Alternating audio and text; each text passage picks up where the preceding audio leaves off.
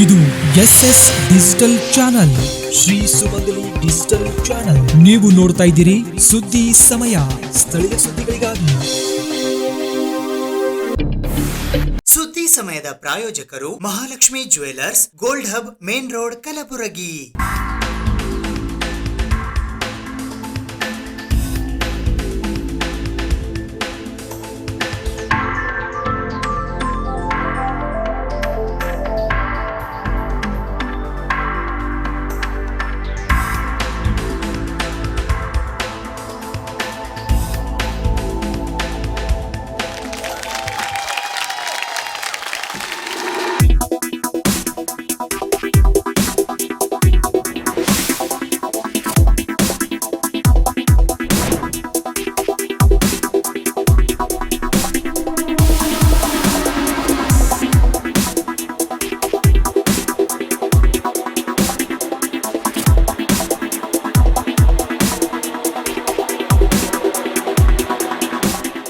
Mahalakshmi jewellers, gold hub, main road, Gulbarga.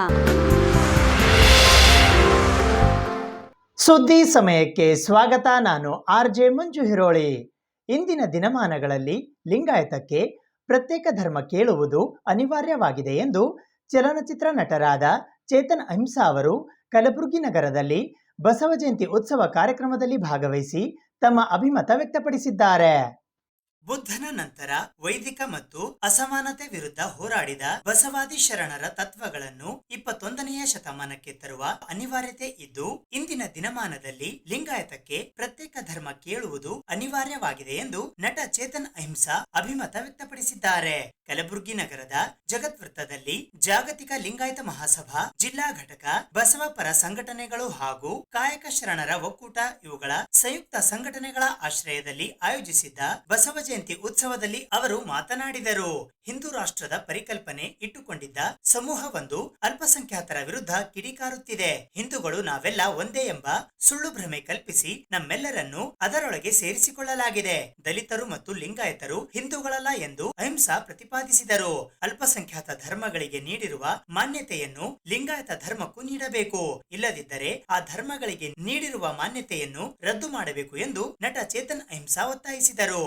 ಆರ್ಥಿಕತೆಯ ಮರು ವಿಂಗಡಣೆ, ಪಿತ್ರಾರ್ಜಿತ ಆಸ್ತಿ ಮೇಲೆ ಕರ ಹಾಕಬೇಕು ಎಂಬುದರ ಚರ್ಚೆ ಇಂದಿನ ಬಹು ಚರ್ಚಿತ ವಿಷಯವಾಗಿದೆ. ವ್ಯಕ್ತಿಯ ಜೀವನಕ್ಕೆ ಅಗತ್ಯವಾದಷ್ಟು ಒಬ್ಬ ವ್ಯಕ್ತಿಯ ಜೀವನದಲ್ಲಿ ಅಗತ್ಯವಾದದನ್ನು ಬಿಟ್ಟು ಉಳಿದದ್ದೆಲ್ಲವನ್ನು ಸಮಾಜಕ್ಕೆ ನೀಡಬೇಕು. ಶರಣರ ಸಮಾಜವಾದಿ ಚಿಂತನೆಗಳು ಹಾಗೂ ದಾಸೋಹ ಪರಂಪರೆಯನ್ನು ಈ ಮೂಲಕ ಕಾರ್ಯರೂಪಕ್ಕೆ ತರಬೇಕಿದೆ ಎಂದರು. ಕಾಯಕ ಶಿಕ್ಷಣ ಸಂಸ್ಥೆಯ ಅಧ್ಯಕ್ಷರಾದ ಶಿವರಾಜ್ ಪಾಟೀಲ್ ಮಾತನಾಡಿ, ದೇಶಕ್ಕೆ ಸ್ವಾತಂತ್ರ್ಯ ಬಂದು 70 ವರ್ಷ ಕಳೆದರೂ ಜಾತಿ ವ್ಯವಸ್ಥೆ ಹೋಗಿಲ್ಲ. ಬಸವಣ್ಣ ತತ್ವ ಹಾಗೂ ವಚನಗಳನ್ನು ಬರೀ ಬಾಯಿ ಮಾತಿನಲ್ಲೇ ಹೇಳುವಂತಾಗಿದೆ. ಆದರೆ ಬಸವಾದಿ ಶರಣರ ಸಾಮಾಜಿಕ ತತ್ವದ ಅಡಿ ಶಿಕ್ಷಣ ಮತ್ತು ಆರೋಗ್ಯವನ್ನು ಮುಕ್ತವಾಗಿ ಕೊಡಲು ಆಗುತ್ತಿಲ್ಲ. ದೇಶದಲ್ಲಿ ಶಿಕ್ಷಣ ಇಂದಿನ 2ನೆಯ ಲಾಭದಾಯಕ ಕ್ಷೇತ್ರವಾಗುತ್ತಿರುವುದು ವಿಷಾದನೀಯ ಎಂದು ಅಸಮಾಧಾನ ವ್ಯಕ್ತಪಡಿಸಿದರು. ಈ ಕಾರ್ಯಕ್ರಮದಲ್ಲಿ ಚಿಗರಳ್ಳಿ ಕ್ರಾಸಿನ ಸಿದ್ದಬಸವ ಕಬೀರಾನಂದ ಸ್ವಾಮಿಗಳು, MLC ಶಶಿಲ್ಜಿ ನಮೋಶಿ, ನೀಲಕಂಠರಾವ್ ಮುಲುಗೆ, ಕಲಬುರಗಿ ದಕ್ಷಿಣ ಮತಕ್ಷೇತ್ರದ ಶಾಸಕರಾದ ಅಲ್ಲಮಪ್ರಭು ಪಾಟೀಲ್, ಸಮಿತಿಯ ಅಧ್ಯಕ್ಷರಾದ ಜಗನ್ನಾಥ್ ರಾಚೋಟಿ, ರವೀಂದ್ರ ಶಾಬಾದಿ, ಪ್ರಭುಲಿಂಗ್ ಮಹಗಾಂವ್ಕರ್ ಸೇರಿದಂತೆ ಇತರರು ಉಪಸ್ಥಿತರಿದ್ದರು. ಅದರ ಬಗ್ಗೆ ಕೆಲಸ ಮಾಡ್ತಾರೆ ಅನ್ನೋದು ಬಹಳ ಮುಖ್ಯ ಆಗುತ್ತೆ. ಬೆಂಗಳೂರು ಬಿಟ್ಟು ಯಾವುದಾದ್ರೂ ಜಿಲ್ಲೆಗೆ ನಾನು ಹೆಚ್ಚು ಹೋಗಿದ್ದೀನಿ ಅಂದ್ರೆ ಅದು ಮೈಸೂರು ಅಲ್ಲ, ಅದು ಸುತ್ತಮುತ್ತ ಮಂಡ್ಯನೂ ಅಲ್ಲ. ಬೆಂಗಳೂರು ಬಿಟ್ಟರೆ ಯಾವುದಾದ್ರೂ ಜಿಲ್ಲೆಗೆ ನಾನು ಹೆಚ್ಚು ಸಲ ಬಂದಿದ್ದೀನಿ ಅಂದರೆ ಅದು ಕಲಬುರಗಿಗೆ. ಕಲಬುರಗಿನಲ್ಲಿ ನಾನು ಬರೋದು ಯಾತಕ್ಕೆ ಅಂದರೆ, ಕಲಬುರಗಿನಲ್ಲಿ ಒಂದು ಹೋರಾಟದ ಕಿಚ್ಚು ಭಾಳ ಗಟ್ಟಿಯಾಗಿದೆ. ಒಂದು ಸಾಮಾಜಿಕ ಸಾಂಸ್ಕೃತಿಕ ಒಂದು ಚಳುವಳಿಯ ಯೋಚನೆಗಳು ಭಾಳ ಗಟ್ಟಿ ಇದೆ. ನಮಗೆ ಕಲಬುರಗಿಯ ಸಾಂಸ್ಕೃತಿಕ ಚಳುವಳಿ ಮತ್ತು ಸಾಮಾಜಿಕ ಚಳುವಳಿ ಜೊತೆ ನಾವು ಇದೇ ರೀತಿಯಲ್ಲಿ ಇಷ್ಟೋ ವರ್ಷ ಕಾಲ ನಾವೇನು ಅಲ್ಲಮಪ್ರಭು ಪಾಟೀಲ್ ಅವರು ಹೇಳಿದ್ರು, ಮೊದಲೇ ಪಾರ್ಲಿಮೆಂಟ್ ಅನ್ನೋದು ಅನುಭವ ಮಂಟಪ ಶುರುವಾಯಿತು. ಅದೇ ರೀತಿಯಲ್ಲಿ ಒಂದು ರಾಜಕೀಯ ಚಳುವಳಿನೂ ಕೂಡ ಕಲಬುರಗಿಯಿಂದ ಶುರುವಾಗಬೇಕು. ಇದನ್ನು ಕೂಡ ಕಲಬುರಗಿ ಜನರಿಗೆ ಒಂದು ಉತ್ತಮ ಸಮಾಜ, ಒಂದು ಬಸವ ತತ್ವ ನಡ್ಕೊಂಡೋಗೋ ಒಂದು ಪಕ್ಷಗಳು, ನಡ್ಕೊಂಡೋಗೋ ವ್ಯಕ್ತಿಗಳು ನಮಗೆ ಪ್ರತಿನಿಧಿ ಆಗಬೇಕು. ಅದನ್ನು ಶರಣು ಆಗಿರ್ಬೋದು, ಅವರ ತಂಡದವರು ಆ ಪ್ರತಿನಿಧಿಗಳಾಗಬೇಕು ಮುಂದಿನ ದಿನ ಅಂತ ನಾನು ಬಯಸ್ತೀನಿ. ಸ್ನೇಹಿತರೆ, ನಾನು ಮೊದಲನೇದಾಗಿ ಮಾತಾಡೋದು ಏನಂದರೆ, ನನಗೆ ಭಾಳ ಇಷ್ಟವಾದ ಒಂದು ದಂತಕತೆ. ಆ ದಂತಕತೆ ಏನಾಗತ್ತೆ ಅಂದರೆ, ಮಂಟೇಸ್ವಾಮಿ ಅನ್ನೋ ವ್ಯಕ್ತಿ ನೀವು ಕೇಳಿರ್ಬೋದು. ಮಂಟೇಸ್ವಾಮಿ ಅನ್ನೋರು ಒಬ್ಬ ಮಾದಿಗ ನಾಯಕ, ಸಾಂಸ್ಕೃತಿಕ ನಾಯಕ, 15ನೇ ಶತಮಾನದ ಸಾಂಸ್ಕೃತಿಕ ನಾಯಕ. ಆ ಕಥೆಯಲ್ಲಿ ಏನಾಗತ್ತೆ ವಿಶೇಷದ ಕಥೆಯಲ್ಲಿ ಅಂದರೆ, ಮಂಟೇಸ್ವಾಮಿ ಎಷ್ಟೋ ವಾರಗಳ ಸ್ನಾನ ಮಾಡ್ಕೊಂಡಿರಲ್ಲ, ಭಾಳ ಗಲೀಜಾಗ್ಬಿಟ್ಟಿರ್ತಾರೆ.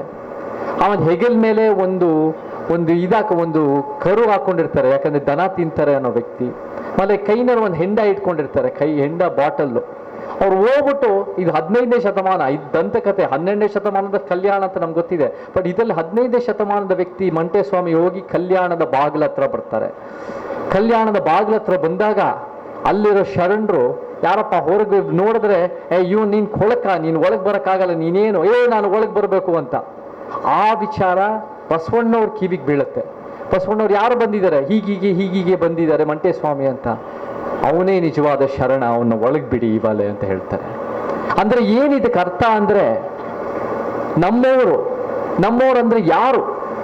ನಮ್ಮವರಂದ್ರೆ ಎಷ್ಟೋ ಸಲ ನಮ್ಮ ಜಾತಿಯವರು ಹುಟ್ಟಿರೋ ನಮ್ಮವ್ರು ಅಂತೀವಿ, ನಮ್ಮ ಧರ್ಮದಲ್ಲಿ ಹುಟ್ಟಿರೋ ನಮ್ಮವ್ರು ಅಂತೀವಿ, ನಮ್ಮ ಊರಿನವ್ರು ನಮ್ಮವ್ರು ಅಂತೀವಿ, ನಮ್ಮ ರಕ್ತ ಸಂಬಂಧಗಳು ನಮ್ಮವ್ರು ಅಂತೀವಿ. ಆದರೆ ನಮ್ಮವರಂದ್ರೆ ಏನು ಅನ್ನೋದು ಬಹಳ ಮುಖ್ಯ.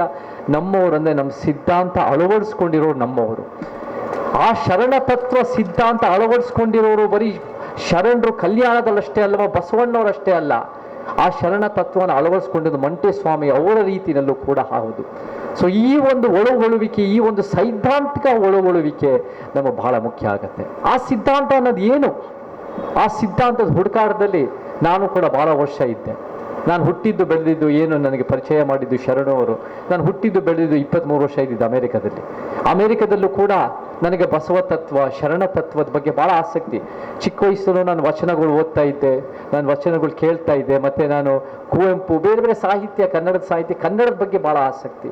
ಮತ್ತು ಇಂಥ ಶ್ರೀಮಂತ ಸಾಹಿತ್ಯದ ಪ್ರಪಂಚ ಇದೆಯಲ್ಲ ನಮಗೆ, ಇಂಗ್ಲೀಷ್ಗೆ ಅದ್ಭುತವಾಗಿ ಅನುವಾದ ಮಾಡ್ತಾರೆ. ಅವರು ನಮಗೆ ನಮ್ಮ ಗುರುಗಳಾಗಿದ್ದರು. ನನ್ನ ಚಿಕ್ಕ ವಯಸ್ಸಿನ ಅವರು ಪರಿಚಯ ಇತ್ತು. ನಾನು ಅವಾಗ ಅದೆಲ್ಲ ಸ್ಫೂರ್ತಿಯಾಗಿ ನಾನು ಕರ್ನಾಟಕಕ್ಕೆ ವಾಪಸ್ ಬರಬೇಕು, ನಾನು ಕೂಡ ಸೇವೆ ಸಲ್ಲಿಸಬೇಕು ಅಂತ ಬಂದೆ. ಸೇವೆ ಸಲ್ಲಿಸಿದಾಗ 19 ವರ್ಷದ ಹಿಂದೆ ನಾನು ಎಷ್ಟೋ ಕಡೆ ರಂಗಭೂಮಿ ಮುಖಾಂತರ ಸೇವೆ ಸಲ್ಲಿಸ್ತಾ ಇದ್ದೆ, ಸಿನಿಮಾ ಸೇರಿಕ್ಕಿಂತ ಮುಂಚೆ. ಆ ಸಂದರ್ಭದಲ್ಲಿ ನನಗೆ ಯಾವ ಸಿದ್ಧಾಂತ, ಈ ಬಸವ ತತ್ವದ ಸಿದ್ಧಾಂತ ಯಾವ ಸಿದ್ಧಾಂತ ನಮಗೆ ಅಗತ್ಯ ಇದೆ ಸಮಾಜಕ್ಕೆ, ಯಾವ ಸಿದ್ಧಾಂತದಿಂದ ಪರಿವರ್ತನೆ ಆಗತ್ತೆ, ಯಾವ ಸಿದ್ಧಾಂತದಿಂದ ಉತ್ತಮ ಸಮಾಜ ಆಗತ್ತೆ ಅಂತ ಹುಡುಕಾಟದಲ್ಲಿದ್ದಾಗ ನನಗೆ ಎಷ್ಟೋ ಭಾಷಣಗಳು ಕೇಳಿದೆ, ವಿಚಾರವಂತರ ಹತ್ರ ಮಾತಾಡಿದೆ, ನಾನು ಕೂಡ ಓದಿದೆ. ನಾನು ಇವತ್ತು ಹೆಮ್ಮೆಯಿಂದ ಹೇಳ್ತೀನಿ, ಯಾವ ಸಿದ್ಧಾಂತ ನಮಗೆ ಪರಿವರ್ತನೆ ಅಂದರೆ, ಯಾವ ಸಿದ್ಧಾಂತ ನಮಗಿದ್ರೆ ನಮ್ಮ ಕರ್ನಾಟಕ ಉತ್ತಮ ರಾಜ್ಯ ಆಗತ್ತೆ, ನಮ್ಮ ಭಾರತ ಉತ್ತಮ ದೇಶ ಆಗತ್ತೆ ಅಂದರೆ ಅದು ಬುದ್ಧ, ಬಸವ, ಅಂಬೇಡ್ಕರ್, ಪೆರಿಯಾರ್, ಪೋಲೆ, ಕುವೆಂಪು ಸಿದ್ಧಾಂತ. ನಮಗೆ ಜ್ಞಾಪಕ ಇಟ್ಕೊಳ್ಳಿ, ಬಸವಣ್ಣ ಅಂತ ನಾವು ಹೇಳಿದ್ರೆ, ಒಂದು ವ್ಯಕ್ತಿಯಾಗಿ ನೋಡಿದ್ರೆ ಅದೇನಾಗತ್ತೆ ಅಂದರೆ ಅದು ಒಂದು ಸಮುದಾಯದ ಪ್ರತಿನಿಧಿಯಾಗಿ ನಾವು ನೋಡೋಕ್ಕಾಗಲ್ಲ. ನಾವು ಬುದ್ಧ, ಬಸವ, ಅಂಬೇಡ್ಕರ್ ಅಂತ ನಾವು ಮಾತಾಡಿದಾಗ ಅದು ಒಂದು ಪರಿವರ್ತನೆಯ ಸಿದ್ಧಾಂತ ಆಗುತ್ತೆ, ಒಂದು ಸಮುದಾಯದ ಪ್ರತಿನಿಧಿ ಅಲ್ಲ. ಸೊ ಆ ನಿಟ್ಟಿನಲ್ಲಿ ನಾವು ಆಧುನೀಕರಿಸೋದು ಬಹಳ ಮುಖ್ಯ. ಆ ಸಿದ್ಧಾಂತದಲ್ಲಿ ಏನಿದೆ ಬುದ್ಧ, ಬಸವ, ಅಂಬೇಡ್ಕರ್, ಪೆರಿಯಾರ್, ಪೋಲೆ, ಕುವೆಂಪು ಸಿದ್ಧಾಂತದಲ್ಲಿ ಅಂದರೆ 3 ಮುಖ್ಯವಾದ ವಿಚಾರಗಳು. ನಾನು ಎಲ್ಲೋದ್ರೂ ಈ 3 ಮುಖ್ಯವಾದ ವಿಚಾರಗಳು ಹೇಳ್ತಾ ಹೋಗ್ತೀನಿ. ಈ 3 ಮುಖ್ಯವಾದ ವಿಚಾರಗಳಿಂದನೇ ನಮಗೆ ಉತ್ತಮ ಸಮಾಜ. ಅದು ಸಮಾನತೆ, ನ್ಯಾಯ, ವೈಜ್ಞಾನಿಕತೆ. ಸಮಾನತೆ ಅಂದಾಗ ಒಂದು ಸರಿ ಸಮಾನದ ಕನಸದು. ಆ ಕನಸು ನಾವು ನೋಡದೇ ಇದ್ರೂ ಕೂಡ ಆ ಕನಸು ತಕ್ಕಂತೆ ನಾವು ಶ್ರಮಿಸ್ಬೇಕು. ಆ ಕನಸು ತಕ್ಕಂತೆ ನಾವು ಮುಂದಿನ ಹೆಜ್ಜೆ ಇಡಬೇಕು. ನಮ್ಮ ಮಕ್ಕಳು, ಮೊಮ್ಮಕ್ಕಳು, ಮರಿ ಮಕ್ಕಳಿಗೆ ನಾವು ಸಸಿ ನೀಡೋರಾಗಬೇಕು. ಆ ಕನಸು ಅಂದರೆ ಸರಿ ಸಮಾನದ ಅವಕಾಶಗಳು, ಸರಿ ಸಮಾನದ ಘನತೆ, ಸರಿ ಸಮಾನವಾದ ಆರ್ಥಿಕತೆ. ಆ ಸಮಾನತೆ ಅನ್ನೋದು ನಮಗೆ ಖಂಡಿತ ಇವತ್ತಿನ ದಿನ ಇಲ್ಲ. ಇವತ್ತಿನ ದಿನ ಹುಟ್ಟಿದ ತಕ್ಷಣ ಬೇರೆ ಬೇರೆ ಕಾರಣಗಳಿಗೆ ನಿಮ್ಗೆ ಅವಕಾಶಗಳು ಸಿಗತ್ತೆ, ಆರ್ಥಿಕತೆ ಸಿಗತ್ತೆ ಅಥವಾ ಸಿಗಲ್ಲ. ಆ ಒಂದು ಭೇದ ಭಾವನೆಯಲ್ಲಿ ತುಂಬಿ ತುಳುಕ್ತಾ ಇದೆ. ಅದೇ ಈ ಸಮಾಜದ ದೊಡ್ಡ ಸಮಸ್ಯೆ, ಈ ಅಸಮಾನತೆ. ಸೊ ಈ ಅಸಮಾನತೆ ಈ ದೊಡ್ಡ ಸಮಸ್ಯೆ ಆಗಿದ್ದಾಗ ನಮ್ಗೆ ಉತ್ತಮ ಸಮಾಜ ಅಂದರೆ ಅದು ಸಮಾನತೆಯ ಸಮಾಜ. ಇವತ್ತು ಯಾರಾದರೂ ನಿಜವಾಗ್ಲೂ ಬಸವವಾದಿಗಳು ಅಂದರೆ ಯಾರು ಅಂದರೆ ಅದು ಯಾವ ಜಾತಿಯವರಲ್ಲ. ಬಸವವಾದಿಗಳಂದರೆ ಸಮಾನತಾವಾದಿಯ ಮನುಷ್ಯರು. ಅದು ಬಹಳ ಮುಖ್ಯ. ನಾವು ನಮ್ಮ ಸಮುದಾಯಕ್ಕೆ ನಾವು ಹುಟ್ಟಿರೋದು ಅದು ನಮ್ಮ ಕೈಯಲ್ಲಿಲ್ಲ, ಅದೆಲ್ಲ ಬೈ ಚಾನ್ಸ್ ಆಗಿರೋದು. ಆದರೆ ಆಯ್ಕೆಯಿಂದ, ಬೈ ಚಾಯ್ಸ್ ಆಗಿ ನಾವು ಸಿದ್ಧಾಂತನ ಆಯ್ಕೆ ಮಾಡಿಕೊಂಡು ಅದನ್ನು ಮುಂದುವರಿಬೇಕು. ಆಮೇಲೆ ಮುಖ್ಯವಾಗಿ ನ್ಯಾಯ ಅಂದರೆ ಏನು? ನ್ಯಾಯ ಅಂದರೆ ಇತಿಹಾಸದ ತಪ್ಪುಗಳನ್ನು ತಿದ್ದೋದು. ನ್ಯಾಯ ಅಂದರೆ ನಮಗೆ ಏನು ಒಂದು ಸಮಾಜ ಕಟ್ಟೋದು, ತಳಮಟ್ಟದಿಂದ ಏರಿಸೋದು, ಮೇಲಿಂದ ಇಳಿಸೋದು. ಇವತ್ತಿನ ದಿನ ಯಾರಿಗೆ, ನನ್ನಂಥವನಿಗೆ, ಇಲ್ಲಿರೋ ಎಲ್ಲರಿಗಿಂತ ಬಹುಶಃ ನಾನು ಭೇಟಿ ಮಾಡೋರು ಎಲ್ಲರಿಗಿಂತ ನನಗೆ ಅಮೆರಿಕದಲ್ಲಿ ಒಳ್ಳೆ ಶಿಕ್ಷಣ ಸಿಕ್ಕಿದೆ, ಒಳ್ಳೆ ಆರೋಗ್ಯ ಸಿಕ್ಕಿದೆ, ತಂದೆ ತಾಯಿ ಪ್ರೀತಿ ಸಿಕ್ಕಿದೆ, ಆರ್ಥಿಕತೆ ಸಿಕ್ಕಿದೆ, ಎಲ್ಲ ಅವಕಾಶಗಳು ಸಿಕ್ಕಿದೆ. ಇಲ್ಲಿ ಕರ್ನಾಟಕಕ್ಕೆ ಬಂದು ನಾನು ಮಾಡಿದ, ಇವಾಗ ಸಿನಿಮಾಗಳ ಬಗ್ಗೆ ಹೇಳಿದ್ರು ಆ ದಿನಗಳ ಮೈನ ನಾನು ಮಾಡಿರೋ ಕೊಡುಗೆ ಅಲ್ಲ. ಇಲ್ಲಿ ಯಾರೇ ಶರಣನು ಆಕ್ಟ್ ಮಾಡಿದ್ರೆ ಅದನ್ನು ಖಂಡಿತ ಚೆನ್ನಾಗಾಗ್ತಾ ಇತ್ತು. ಯಾಕಂದ್ರೆ ಬರವಣಿಗೆ, ನಿರ್ದೇಶನ ಎಲ್ಲ ಚೆನ್ನಾಗಿತ್ತು. ಸಿನಿಮಾ ದುಡ್ಡು ಹಾಕೋರು ಕರೆಕ್ಟಾಗಿ ಹಾಕಿದ್ರು. ಸೊ ಆ ಕಾರಣಕ್ಕೆ ಅದರಿಂದ ನನಗೆ ಒಳ್ಳೆ ಒಂದು ಅವಕಾಶ ವೇದಿಕೆ ಸಿಕ್ಕಿದೆ. ಸೊ ನಮ್ಮಂಥವನು ಜಾಸ್ತಿ ವಾಪಸ್ ಕೊಡಬೇಕು, ವಂಚಿತ ಸಮಾಜ ಜಾಸ್ತಿ ಪಡಿಬೇಕು. ಆದರೆ ಇವತ್ತಿನ ದಿನ ಏನಾಗ್ತಾ ಇದೆ, ಆರ್ಥಿಕ ಮರು ಹಂಚಿಕೆ ಮಾಡಬೇಕು ಅಂದಾಗ ಅದನ್ನು ಮಾಡದೆ ಇವತ್ತಿನ ದಿನ ನಮ್ಮ ಸರ್ಕಾರಗಳು ಹೇಳ್ತವೆ ಏನಾದರೂ ಯೋಜನೆ ಮಾಡಿಕೊಡಿ ಅಂದಾಗ ಏನು ಹೇಳ್ತಾರೆ, ಇಲ್ಲ ನಮ್ಮ ಹತ್ರ ದುಡ್ಡಿಲ್ಲ, ನಾವು ಮುಂಚೆನೇ ಸ್ಕೀಮ್ಗಳು ಕೊಟ್ಬಿಟ್ಟಿದ್ದೀವಿ, ನಮ್ಮ ಹತ್ರ ದುಡ್ಡಿಲ್ಲ, ಏನೂ ಮಾಡೋಕ್ಕಾಗಲ್ಲ. ಹಾಗಿದ್ರೆ ಇವತ್ತಿನ ದಿನ 1% ಶ್ರೀಮಂತರು, ಅವರೆಲ್ಲ ಬೆಂಗಳೂರಿನಲ್ಲಿ ಶ್ರೀಮಂತ ಕಡೆ ಡಾಲರ್ಸ್ ಕಾಲನಿ ಸದಾಶಿವನಗರದಲ್ಲಿ ವಾಸ ಮಾಡ್ತಾ ಇದ್ದಾರೆ. ಆ 1% ಶ್ರೀಮಂತರ ಹತ್ರ 40% 50% ಆಸ್ತಿ ಇದೆ. ಬಡ 50% ಹತ್ರ ಕೇವಲ 3% ಆಸ್ತಿ ಇದೆ. ಈ ಶ್ರೀಮಂತರಿಂದ ಕಿತ್ತು ಮರು ಹಂಚಿಕೆ ಮಾಡೋದು ನಮ್ಮ ಕರ್ತವ್ಯ. ಅದು ಒಂದು ಬಸವ ತತ್ವ. ಆದರೆ ಅದನ್ನು ಬಿಟ್ಟು ಅದೇ ಶ್ರೀಮಂತರು ಹುಡುಕಿ ನಾವು ಟಿಕೆಟ್ ಕೊಟ್ಟು ಅವ್ರ ಮಕ್ಕಳು ಮೊಮ್ಮಕ್ಕಳನ್ನೇ ಬೆಳೆಸೋದು, ಅದು ಬಸವ ತತ್ವದ ವಿರುದ್ಧ ಅದು. ಸೊ ಅದನ್ನು ನಾವು ಬದಲಾಯಿಸಬೇಕು. ಅದನ್ನು ಬರೀ ಮತದಿಂದ ಅಷ್ಟೇ ಅಲ್ಲ, ನಾವು ನುಡಿಗಳಿಂದ, ನಮ್ಮ ನಡೆಗಳಿಂದ, ನಮ್ಮ ಕೆಲಸಗಳಿಂದ ಆ ಒಂದು ವ್ಯವಸ್ಥೆನ ಬದಲಾಯಿಸೋದು ನಮ್ಮ ಕರ್ತವ್ಯ.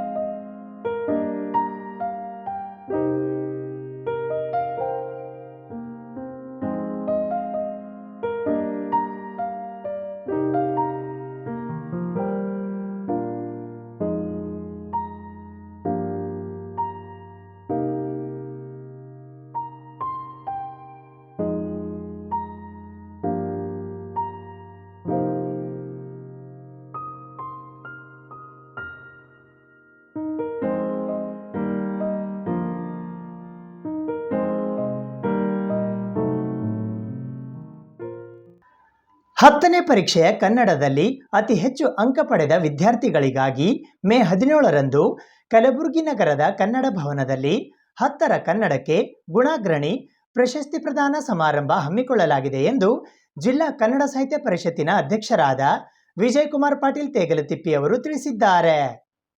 ಜಿಲ್ಲಾ ಕನ್ನಡ ಸಾಹಿತ್ಯ ಪರಿಷತ್ತು ಕಲಬುರಗಿಯ ವತಿಯಿಂದ 10ನೇ ಪರೀಕ್ಷೆಯ ಕನ್ನಡದಲ್ಲಿ ಅತಿ ಹೆಚ್ಚು ಅಂಕ ಪಡೆದ ವಿದ್ಯಾರ್ಥಿಗಳಿಗೆ 10ರ ಕನ್ನಡಕ್ಕೆ ಗುಣಾಗ್ರಣಿ ಪ್ರಶಸ್ತಿ ಪ್ರದಾನ ಸಮಾರಂಭವು ದಿನಾಂಕ 17ನೇ ಮೇ 2024ರಂದು ಬೆಳಿಗ್ಗೆ 11:15ಕ್ಕೆ ಕಲಬುರಗಿ ನಗರದ ಕನ್ನಡ ಭವನದಲ್ಲಿ ಜರುಗಲಿದೆ ಎಂದು ಜಿಲ್ಲಾ ಕನ್ನಡ ಸಾಹಿತ್ಯ ಪರಿಷತ್ತಿನ ಅಧ್ಯಕ್ಷರಾದ ವಿಜಯಕುಮಾರ್ ಪಾಟೀಲ್ ತೇಗಲತಿಪ್ಪಿ ಅವರು ತಿಳಿಸಿದ್ದಾರೆ. ಮಾತೃಭಾಷಾಭಿಮಾನದ ಕಿಚ್ಚನ್ನು ಹೆಚ್ಚಿಸುವ ಉದ್ದೇಶದಿಂದ ಕಲಬುರಗಿ ಜಿಲ್ಲಾ ಕನ್ನಡ ಸಾಹಿತ್ಯ ಪರಿಷತ್ತಿನ ವತಿಯಿಂದ 10ನೇ ಪರೀಕ್ಷೆಯ ಕನ್ನಡದಲ್ಲಿ ಅತಿ ಹೆಚ್ಚು ಅಂಕ ಪಡೆದುಕೊಂಡಿರ್ತಕ್ಕಂಥ ಜಿಲ್ಲೆಯ ವಿದ್ಯಾರ್ಥಿಗಳಿಗೆ 10ರ ಕನ್ನಡಕ್ಕೆ ಗುಣಾಗ್ರಣಿ ಎನ್ನುವ ಪ್ರಶಸ್ತಿ ಪ್ರದಾನ ಮಾಡೋದ್ರ ಮೂಲಕ ವಿದ್ಯಾರ್ಥಿಗಳಿಗೆ ಪ್ರೋತ್ಸಾಹ ಮಾಡುವ ಒಂದು ವಿಶೇಷವಾದ ಅಷ್ಟೇ ಅಪರೂಪದ ಕಾರ್ಯಕ್ರಮವನ್ನು ಇದೇ ತಿಂಗಳು 17ನೇ ತಾರೀಕು ಬೆಳಗ್ಗೆ 11:15 ಕಲಬುರಗಿಯ ಕನ್ನಡ ಭವನದ ಪ್ರಾಂಗಣದಲ್ಲಿರುವ ಸುವರ್ಣ ಸಭಾಭವನದೊಳಗೆ ಹಮ್ಮಿಕೊಂಡಿದ್ದೀವಿ. ಈ ಭಾಗದ ವಿದ್ಯಾರ್ಥಿಗಳಲ್ಲಿ ಒಂದು ಹೊಸ ಚೈತನ್ಯವನ್ನು ತುಂಬುವ ನಿಟ್ಟಿನೊಳಗೆ ಮತ್ತು ಮಕ್ಕಳಲ್ಲಿ ಒಂದು ಆತ್ಮಸ್ಥೈರ್ಯವನ್ನು ತುಂಬುವ ನಿಟ್ಟಿನೊಳಗೆ ಈ ಕಾರ್ಯಕ್ರಮಕ್ಕೆ ಅದಕ್ಕೆ ಪೂರಕ ಆಗಬಹುದು ಎನ್ನುವ ಪ್ರೇರಣೆಯೊಂದಿಗೆ ಈ ಕಾರ್ಯಕ್ರಮವನ್ನು ಇಟ್ಟುಕೊಂಡಿದ್ದೀವಿ. ಅವತ್ತಿನ ಕಾರ್ಯಕ್ರಮದ ದಿವ್ಯ ಸಾನ್ನಿಧ್ಯವನ್ನು ವಹಿಸಿರ್ತಕ್ಕಂಥ ಉತ್ತರ ಕನ್ನಡ ಜಿಲ್ಲೆಯ ಅತ್ತಿವೇರಿಯ ಬಸವಧಾಮ ಶ್ರೀಮಠದ ಒಡೆಯರಾಗಿರುವ ಪರಮ ಪೂಜ್ಯ ಶ್ರೀ ಮಾತೋಶ್ರೀ ಬಸವೇಶ್ವರಿ ಮಾತಾಜಿ ಅವರ ಕಾರ್ಯಕ್ರಮದ ಸಾನ್ನಿಧ್ಯವನ್ನು ವಹಿಸ್ತಾ ಇದ್ದಾರೆ ಮತ್ತು ಲೋಕೋಪಯೋಗಿ ಇಲಾಖೆಯ ಅಧೀಕ್ಷಕ ಅಭಿಯಂತರಾಗಿರುವ ಡಾಕ್ಟರ್ ಸುರೇಶ್ ಶರ್ಮಾ ಅವರ ಕಾರ್ಯಕ್ರಮ ಉದ್ಘಾಟನೆ ಮಾಡ್ತಾ ಇದ್ದಾರೆ. ಮತ್ತು ಮಕ್ಕಳಿಗೆ ಪ್ರಶಸ್ತಿ ಪ್ರದಾನವನ್ನು ನಮ್ಮ ಕಲಬುರಗಿಯ ಶಾಲಾ ಶಿಕ್ಷಣ ಇಲಾಖೆಯ ಉಪನಿರ್ದೇಶಕರಾಗಿರುವ ಶ್ರೀ ಸಕ್ರೇಗೌಡ ಬಿರಾದರ್ ಅವರು ಆ ಮಕ್ಕಳಿಗೆ ಪ್ರಶಸ್ತಿ ಪ್ರದಾನ ಮಾಡ್ತಾ ಇದ್ದಾರೆ. ಆ ಕಾರ್ಯಕ್ರಮಕ್ಕೆ ಮುಖ್ಯ ಅತಿಥಿಗಳಾಗಿ ಗುರುಜಿ ಪದವಿ ಮಹಾವಿದ್ಯಾಲಯದ ಅಧ್ಯಕ್ಷರಾಗಿರುವ ಶ್ರೀ ಕಲ್ಯಾಣ್ ಕುಮಾರ್ ಶೀಲ್ವಂತ್ ಅವರು ಮತ್ತು ಇನ್ನರ್ವ ಶ್ರೀ AKR ದೇವಿ ವಿಜ್ಞಾನ ಪದವಿ ಪೂರ್ವ ಕಾಲೇಜಿನ ಆಡಳಿತಾಧಿಕಾರಿಯಾಗಿರ್ತಕ್ಕಂಥ ಶ್ರೀ ವಿದ್ಯಾಸಾಗರ್ ದೇಶಮುಖ್ ಅವರು ಆ ಕಾರ್ಯಕ್ರಮದ ಅತಿಥಿಗಳಾಗಿ ಆಗಮಿಸ್ತಾ ಇದ್ದಾರೆ. ಒಟ್ಟಾರೆಯಾಗಿ ಮಕ್ಕಳು ಈ ದೇಶದ ಈ ಸಮಾಜದ ಸಂಪತ್ತು ಅಂತ ನಾವು ತಿಳ್ಕೊಂಡಿದ್ದೀವಿ.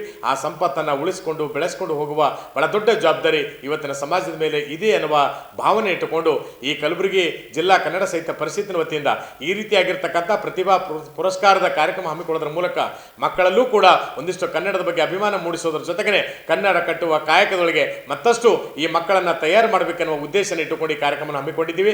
ಸುಮಾರು 100ಕ್ಕೂ ಹೆಚ್ಚು ಮಕ್ಕಳಿಗೆ ಈಗಾಗಲೇ ನೋಂದಣಿಯನ್ನು ಮಾಡಿದ್ದಾರೆ. ಸುಮಾರು 200ಕ್ಕೂ ಹೆಚ್ಚು ಮಕ್ಕಳನ್ನು ವಿಶೇಷವಾಗಿ SSLCಯ ಕನ್ನಡ ಅಂಕವೀರರಿಗೆ ಬಹಳ ವಿಶೇಷವಾಗಿರ್ತಕ್ಕಂಥ ಉತ್ತೇಜನ ಕೊಡುವ ನಿಟ್ಟಿನೊಳಗೆ ಈ ಕಾರ್ಯಕ್ರಮವನ್ನು ಹಮ್ಮಿಕೊಂಡಿದ್ದೀವಿ ಅಂತಕ್ಕಂಥ ಮಾತನ್ನು ಈ ಸಂದರ್ಭದಲ್ಲಿ ಹೇಳಿಕೆ ನಾನು ಇಚ್ಛಪಡ್ತೇನೆ. ಅನೇಕ ಅನುಭವಿ ಉಪನ್ಯಾಸಕರು ಕೂಡ ಮಕ್ಕಳಲ್ಲಿ ಒಂದು ಹೊಸ ಸ್ಫೂರ್ತಿಯನ್ನು ತುಂಬಿದ ನಿಟ್ಟಿನೊಳಗೂ ಕೂಡ ಉಪನ್ಯಾಸವನ್ನು ನೀಡ್ತಾ ಇದ್ದಾರೆ. ಈ ಭಾಗದ ಎಲ್ಲ ಕನ್ನಡದ ಮನಸ್ಸುಗಳು ಹೆಚ್ಚಿನ ಸಂಖ್ಯೆಯಲ್ಲಿ ಪಾಲ್ಗೊಳ್ಳೋದ್ರ ಮೂಲಕ ಈ ಕಾರ್ಯಕ್ರಮಕ್ಕೆ ಮತ್ತಷ್ಟು ಶಕ್ತಿಯನ್ನು ಮತ್ತಷ್ಟು ಬಲವನ್ನು ತುಂಬಬೇಕು ಅಂತೇಳಿ ನಾನು ತಮ್ಮ ಮೂಲಕ ನನ್ನ ವಿನಂತಿಯನ್ನು ಮಾಡಿಕೊಳ್ತಾ ಇದ್ದೇನೆ. ಮೇ 11ರಿಂದ 20ರವರೆಗೆ ಪ್ರತಿದಿನ ಬೆಳಿಗ್ಗೆ 5:30ರಿಂದ 6:30ರವರೆಗೆ ಕಲಬುರಗಿ ನಗರದ ಜೇವರ್ಗಿ ಕಾಲೋನಿಯಲ್ಲಿ ಪರಮ ಪೂಜ್ಯ ಶ್ರೀ ನಿರಂಜನ ದೇವರು ಹಿಮಾಲಯನ್ ಧ್ಯಾನ ಮತ್ತು ಯೋಗ ಶಿಬಿರ ನಡೆಸುತ್ತಿದ್ದಾರೆ. ದಿನಾಂಕ 11ನೇ ಮೇ 2024ರಿಂದ 20ನೇ ಮೇ 2024ರವರೆಗೆ ಪ್ರತಿದಿನ ಬೆಳಿಗ್ಗೆ 5:30ರಿಂದ 6:30ರವರೆಗೆ ಕಲಬುರಗಿ ನಗರದ ಜೇವರ್ಗಿ ಕಾಲೋನಿಯಲ್ಲಿ ಪರಮ ಪೂಜ್ಯ ಶ್ರೀ ನಿರಂಜನ ದೇವರು ಹಿಮಾಲಯನ್ ಧ್ಯಾನ ಹಾಗೂ ಯೋಗವನ್ನು ನಡೆಸಿಕೊಡುತ್ತಿದ್ದಾರೆ. ಅಲ್ಲದೆ ಪ್ರತಿದಿನ ಬೆಳಿಗ್ಗೆ 8 ಗಂಟೆಗೆ ಸಾಮೂಹಿಕ ಇಷ್ಟಲಿಂಗ ಪೂಜೆ ಕೂಡ ನೆರವೇರಿಸಲಾಗುತ್ತಿದೆ. ಪ್ರತಿದಿನ ಸಾಕಷ್ಟು ಸಂಖ್ಯೆಯಲ್ಲಿ ಶಿಬಿರಾರ್ಥಿಗಳು ಈ ಯೋಗ ಶಿಬಿರದ ಲಾಭ ಪಡೆಯುತ್ತಿದ್ದಾರೆ.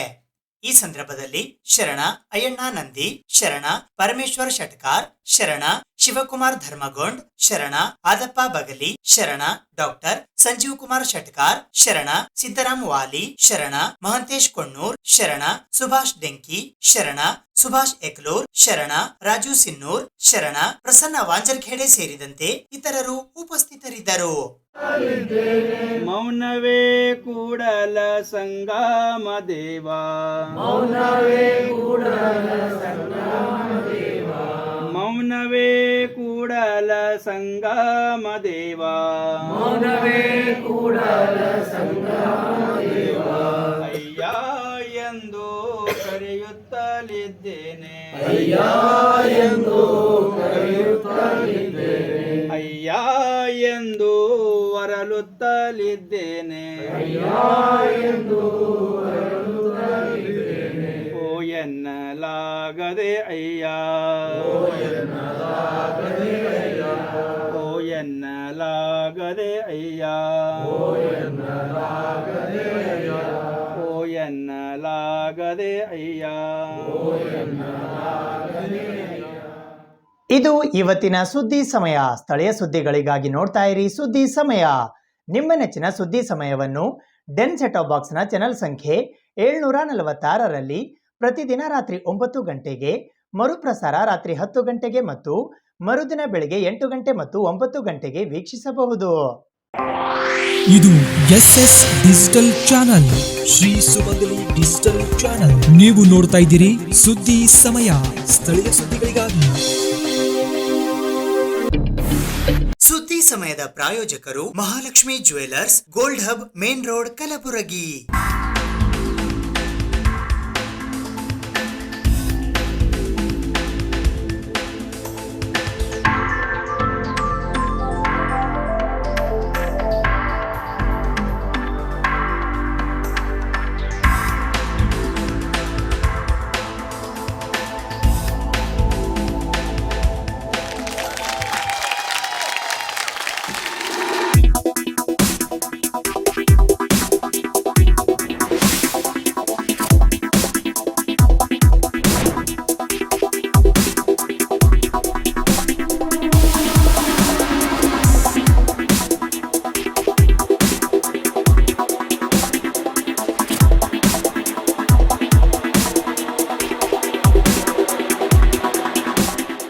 Mahalakshmi jewellers, gold hub, main road, Gulbarga.